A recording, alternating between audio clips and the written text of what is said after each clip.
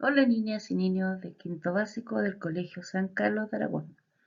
Les habla su profesora Tatiana Álvarez Valenzuela de la asignatura Historia y Geografía y en la clase sesión de hoy hablaremos sobre la colonia en América y en Chile.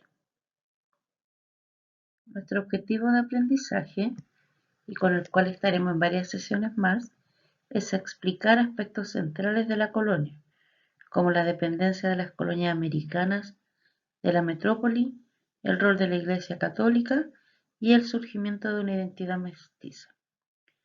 Nuestros indicadores de logro para esta sesión van a ser dos. El primero es explicar por qué las colonias americanas eran dependientes de la metrópoli española y segundo, que ustedes puedan reconocer en un mapa la división político-administrativa de la América española, señalando los virreinatos y gobernaciones. Para comenzar, se hace necesario que recordemos algunos aspectos de la sesión anterior. Lo primero, que tras el fin del periodo de conquista, una vez que los españoles no pueden avanzar más en ocupación, pero que sin embargo sí acentúan el dominio en el territorio americano, comienza el periodo colonial o también llamado la colonia en América y en Chile. Puntualmente en Chile comienza el año 1598 con el desastre de Curalaba, cuando las tropas de Perentaro logran detener a Osorio, y termina en 1810 con la creación de la primera Junta Nacional de Gobierno. Desde ahí en adelante comienza un nuevo periodo que es el proceso de independencia de Chile. Y finalmente, que recibe este nombre, colonia o periodo colonial, porque se consolida el dominio de la metrópoli, que es España, sobre sus colonias. Las colonias, ¿cuáles son? El territorio americano dominado por los españoles. Por eso, periodo colonial. Los españoles, para poder gobernar de mejor forma el vasto territorio que tenían en América, el de sus colonias, realizan una división administrativa en el continente. Dividió los territorios en distintas unidades administrativas con el objetivo o fin de gobernar de mejor manera. Esto, recordemos niños, es consolidar su territorio. Que termine la conquista no quiere decir que es un fracaso para los españoles, al contrario, una vez que ya logran terminar su periodo de conquista, o sea, ocupar el territorio americano, viene la tarea más difícil ahora de instaurar su forma de gobierno y de dominar efectivamente estos nuevos territorios. Las características del territorio son muy diferentes entre sí, tanto por tamaño, características geográficas, características de la población. Por lo tanto, se hace necesario crear diferentes estructuras político-administrativas para poder dominar el territorio. ¿Ya? Algunas de estas divisiones están presentes hasta el día de hoy, por eso es tan importante el periodo colonial. La primera unidad administrativa que están presentes durante la colonia es el virreinato, que eran las unidades territoriales mayores. Existieron 4 en América y estas estaban a cargo de un virrey. Él era el que mandaba en esas divisiones territoriales. Las vamos a ver después en un mapa, ¿ya? La segunda son las gobernaciones, que están a cargo de un gobernador, eran territorios conquistados y que ya eran pacíficos. O sea que no existía sublevación de parte de la población indígena.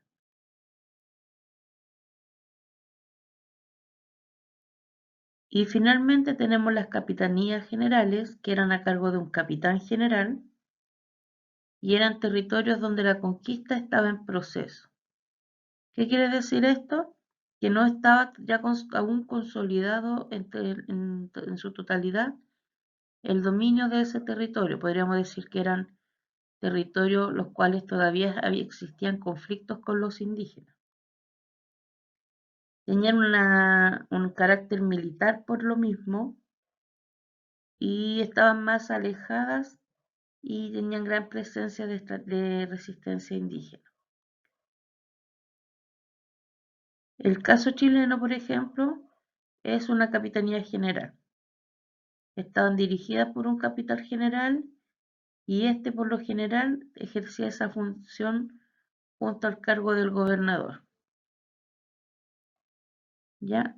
Se apoyaba en el gobernador para poder gobernar el capitán general.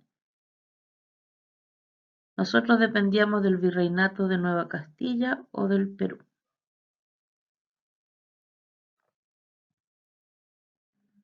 En esta imagen podemos ver la división administrativa de América.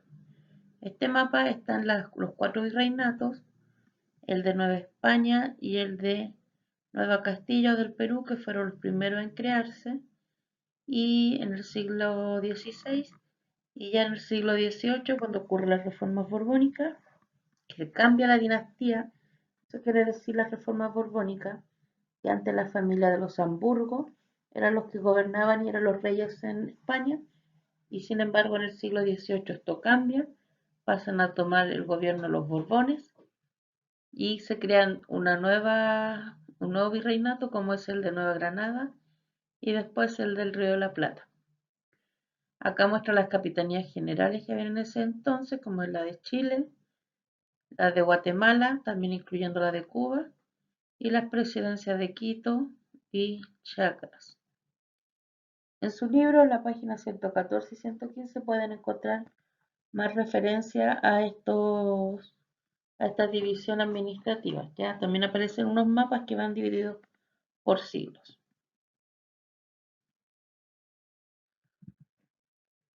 Además de la división territorial, la corona también creó un conjunto de instituciones para encargarse de la administración de las colonias americanas.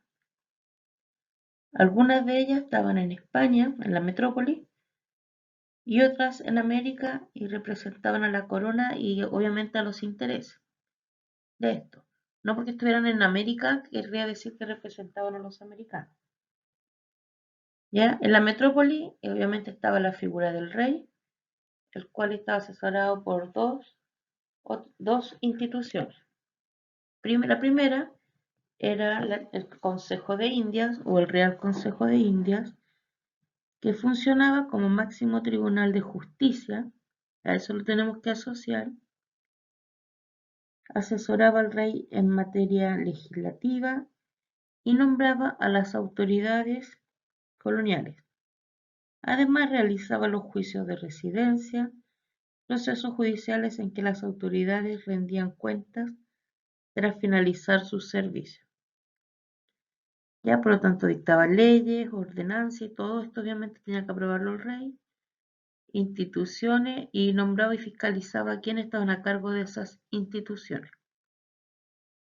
Por otro lado está la Casa de Contratación, o también llamada la Real Casa de Contratación, que se encargaba del comercio y del transporte de mercancías entre España y América, además del cobro de impuestos.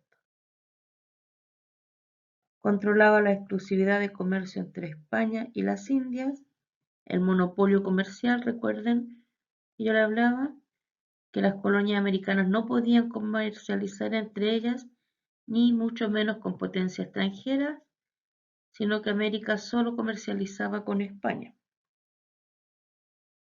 Por lo tanto, prohibía cualquier tipo de intercambio comercial entre las colonias y otros estados. Y también autoriza el paso de pasajeros a América. ¿Ya? Es la Real Casa de Contratación quien determina o autoriza quienes pueden venir a América. Ahora pasamos a ver las instituciones coloniales que existían. Recordemos, instituciones coloniales para poder gobernar y dominar la metrópoli española en América, pero ahora vamos a ver las que existían en América. La primera era el virreinato, que estaba a cargo de un virrey, el cual representaba al rey en América.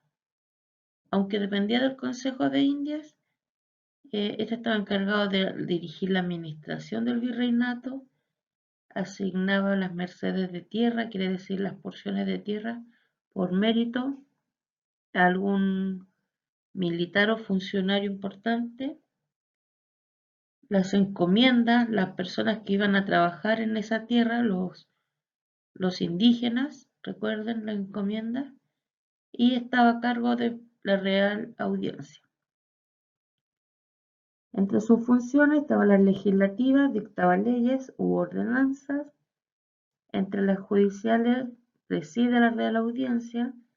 Entre las militares tenía el grado de capitán general. Económicas era el superintendente de la Real Hacienda, los bienes de España. Y entre las religiosas estaba encargado de nombrar los cargos eclesiásticos en América. En la figura del virrey Niños es donde nosotros debemos enfocar que es como la máxima autoridad en América, ¿ya? Es como que estuviera el rey en América, estaba en la figura del virrey. Por otro lado tenemos las capitanías generales o las gobernaciones. Quien administraba la gobernación presidía la Real Audiencia, pero solo con derecho a opinión y al igual que el virrey, asignaba mercedes de tierra y encomienda en territorios no pacíficos, como en el caso chileno. El cargo ya no es del virrey, sino que es de un gobernador. ¿Qué es importante en este caso, niños? Ustedes me pueden decir, profesora, pero usted dijo que la Real Audiencia la presidía el virrey, y ahora está diciendo que lo está haciendo el capitán general o gobernador, porque depende de la circunscripción o división administrativa que estén a cargo. El virrey efectivamente preside la Real Audiencia, pero dentro del virreinato. En el caso de una gobernación o capitanía general, como era el caso chileno, la Real Audiencia la presidía el gobernador y en el caso chileno, que era una capitanía general, el capitán general. ¿Ya? A eso me refiero. Estos estaban a cargo también tenían atribuciones gubernativas, de gobernar, administrativas, judiciales y militares. Como estaban en lugares fronterizos, como lo nombramos anteriormente, tenían que tener una característica militar.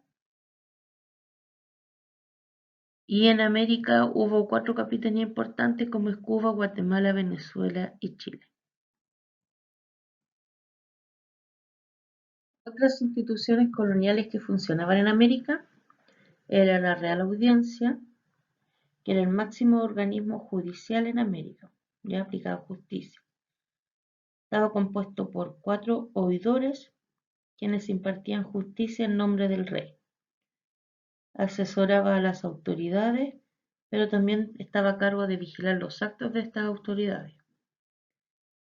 En el caso de el virreinato, recuerden, lo presidía un virrey. En el caso de una gobernación, el gobernador, y en el caso de una capitanía general, el capitán general.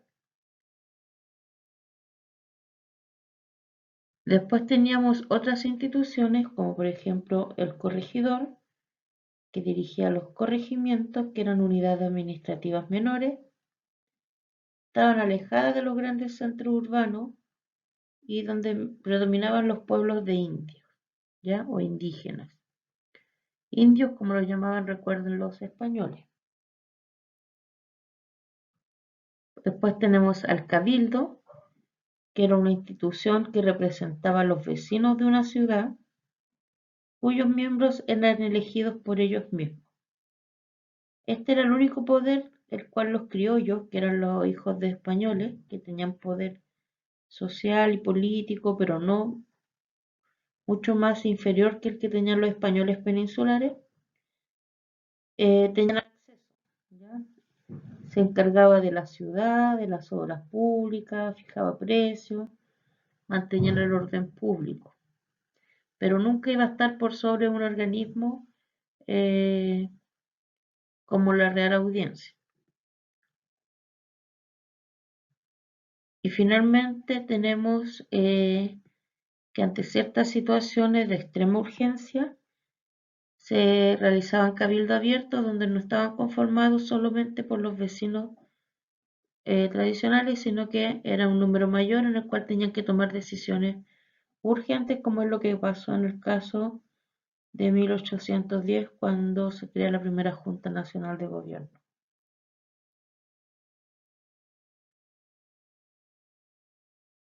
Niños, entonces, ¿qué aprendimos hoy? Que el periodo colonial, España, que es la metrópoli, consolida su poder en el territorio americano, que somos las colonias. Desde ahí deriva el nombre de este periodo, colonial o la colonia. Para ello divide territorialmente América a través de, lo vemos en el mapa, virreinatos, gobernación y capitanías generales, y crea instituciones para poder gobernar de mejor forma, algunas que están en España, la metrópoli, como la Casa de Contratación y el Consejo de Indias, y otras que están en América, como es la figura del rey, la Real Audiencia, el gobernador general, el gobernador, o el gobernador o capitán general, perdón, el corregidor y el cabildo. Toda esta información, niños, ustedes se pueden apoyar en su texto desde las páginas 112 a las 117, que les sirve para complementar el contenido de esta cápsula. ¿Ya? Así que espero que estén muy bien. Nos vemos en la próxima sesión. Saludos.